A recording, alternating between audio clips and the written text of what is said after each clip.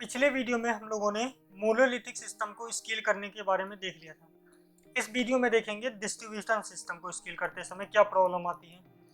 तो distribution system में तो स्केल करना बहुत आसान होता है क्योंकि इस तरह से डिस्ट्रीब्यूट रहता है। ओके, अगर स्केल करना है तो एक्स्ट्रा ऐड कर दो मशीन जितना ऐड करना है। लेकिन यहाँ पर एक दिक्कत आती है क्योंकि डिस्ट्रीब्यूशन सिस्टम में हम लोगों ने सारे मशीन जो लगाए हैं वो कमोडिटी हार्डवेयर है, यानी कि अफोर्डेबल हार्डवेयर है। एक तो ये दिक्कत है, तो ये फेल होने के चांसेस बहुत ज़्यादा होते हैं, कभी भी ये फेल हो सकता है। दूसरा, सारे मशीन नेटवर्क कॉल के द्वारा कनेक्ट होते हैं तो उनमें भी कभी कभी एरर आ सकता है।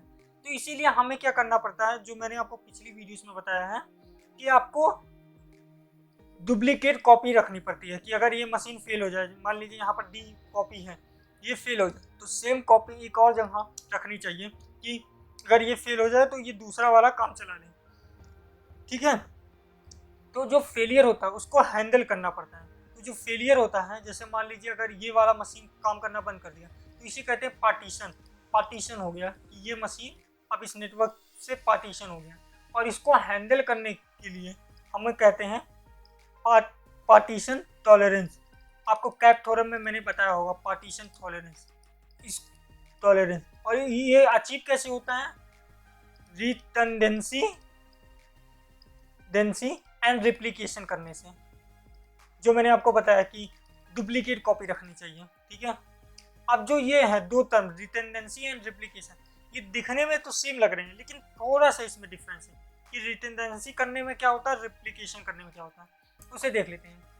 मान लीजिए आपके पास कोई सिस्टम है, ठीक है, डिस्ट्रीब्यूशन सिस्टम है। ओके, अब अगर आपको यहाँ पर डुप्लीकेट कॉपी रखनी चाहिए, नहीं अगर कोई दिक्कत आ गया किसी मशीन में तो काम करें, तो जब आप एक मशीन की कॉपी रखते हैं, एक मशीन की कॉपी रखते हैं, मतलब एक नोड की कॉपी रखते हैं, तो उसे रिटर्डेंसी कहते हैं। रिटर्डेंसी कहते हैं, ठीक है, रिटर्डेंसी कहते हैं।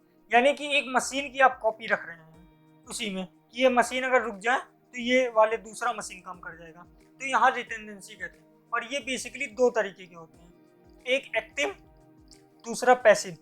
इसका मतलब क्या होता है, इसका मतलब ये होता है कि मान लीजिए ये ढेर सारे मशीन है, ठीक है, जिसमें सेम डाटा पड़ा हुआ है, सेम डाटा, इसमें भी डी है, इसमें भी डी है, तीनों सेम मशीन है। तो अगर तीनों मशीन एक साथ काम कर रहे हैं कि मान लीजिए 100 लोग आ गए आपके, 25 इधर गए, 25 इधर गए, या बाकी 50 इधर चले गए, किसी भी तरीके से जब तीनों मशीन काम कर रहे हैं जिसमें सब में एक सेम तरह का डाटा है, तो उसे एक्टिव कहते हैं, एक्टिव रिटर्डेंसी। पैसिव क्या होता है कि मेरे पास एक जैसे तो 3 मशीन है, ठीक है, लेकिन काम सिर्फ एक ही कर रहा है, यानी कि 100 लोग आ रहे हैं तो सिर्फ इसी पे जा रहे हैं। अगर ये बाई चांस इसमें कुछ एरर आता है या नेटवर्क फेलियर होता है, तब जाके जब दूसरा मशीन काम करेगा तो उसे कहते हैं पैसिव।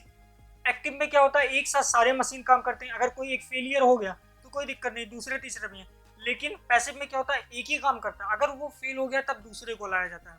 ये समझिए एक तरह से गाड़ी की स्टेपनी टाइप की चीज़ें हो गई, अगर पंचर हो गया तो दूसरा निकाल लो, ठीक है। लेकिन यहाँ पर आप समझ लीजिए एक साथ सारे काम कर रहे हैं, ठीक है, ये दो अलग अलग चीज़ें हैं। अब रिप्लिकेशन क्या होता है, रिप्लिकेशन बेसिकली क्या होता है, जहाँ पर हम लोग एक ही जैसे 2-3 मशीन रख रहे हैं। रिप्लिकेशन में क्या होता है, जो डाटा यहाँ पर है, जो डाटा यहाँ पर है उसको कॉपी करके रख लेना कि अगर कुछ भी दिक्कत आ जाए तो सेम डाटा किसी और मशीन पे पड़ा हुआ है, ठीक है। यहाँ पर डेटा की कॉपी हो रही है, वहाँ पर सीधे मशीन ही कॉपी हो रहा है, यहाँ पर डेटा कॉपी हो रहा है। तो आई थिंक आपको समझ में आ गया होगा दोनों में डिफरेंस क्या है। अब ये भी दो तरीके के होते हैं, एक्टिव और पैसिव। एक्टिव में क्या होता है कि डिस्ट्रीब्यूशन सिस्टम में सेम डेटा आपको कई मशीन में प्रेजेंट है, कई मशीन में प्रेजेंट है। तो अगर एक मशीन खराब हो गया तो दूसरा काम करेगा, दूसरा खराब हो गया तीसरा काम करेगा, तीसरा खराब हो गया चौथा काम करेगा। सेम डेटा सारे मशीन में पड़े और कोई चेंजेस हुए किसी भी डेटा में, अगर इस यहाँ पर कोई चेंजेस हुआ तो जितने मशीन में सारे डेटा पड़े सब में चेंज करना पड़ेगा। ये हो गया एक्टिव। पैसिव में क्या होता है कि आपका डाटा कई सारे मशीन में तो पड़े हैं, लेकिन जो क्लाइंट आएगा वो सिर्फ एक ही मशीन पे आएगा, सारे में नहीं आएगा। वो अगर कुछ चेंज करेगा तो सिर्फ एक ही पे करेगा, कुछ रीड करना होगा तो सिर्फ एक ही पे करेगा। अगर कुछ चेंजेस किए तो ये मशीन बाकियों को चेंज कर देगा, और ये मशीन अगर फेल होता है तो यहाँ से डाटा फिर से आ जाएगा इस मशीन पे, या ये मशीन ही पूरी आ जाएगी काम करने के लिए। आपको समझ में आ गया? यहाँ पर क्लाइंट किसी भी मशीन पे आ सकता है और कुछ भी चेंज करता है तो सारे मशीन पे जाएगा। यहाँ पर क्लाइंट सिर्फ एक ही मशीन पे आएगा, सारे मशीन पे नहीं आएगा। रीड भी यहीं से करेगा, राइट भी यहीं से करेगा, और अगर कुछ यहाँ पर डेटा में चेंजेस करता है तो वो सारे डेटा को यहाँ पर भी चेंज करना होगा। आई होप आपको समझ में आ गया होगा कि डुप्लीकेसी दो तरीके से होती है। पहला रिटेंडेंसी के तरीके से, उसमें दो तरीके हैं, एक्टिव और पैसिव। दूसरा रिप्लिकेशन करके उसमें भी दो तरीके हैं, एक्टिव और पैसिव। आई होप आपको समझ में आ गया होगा पूरा स्केलेबिलिटी क्या है, कैसे किया जाता है। मिलेंगे नेक्स्ट वीडियो में।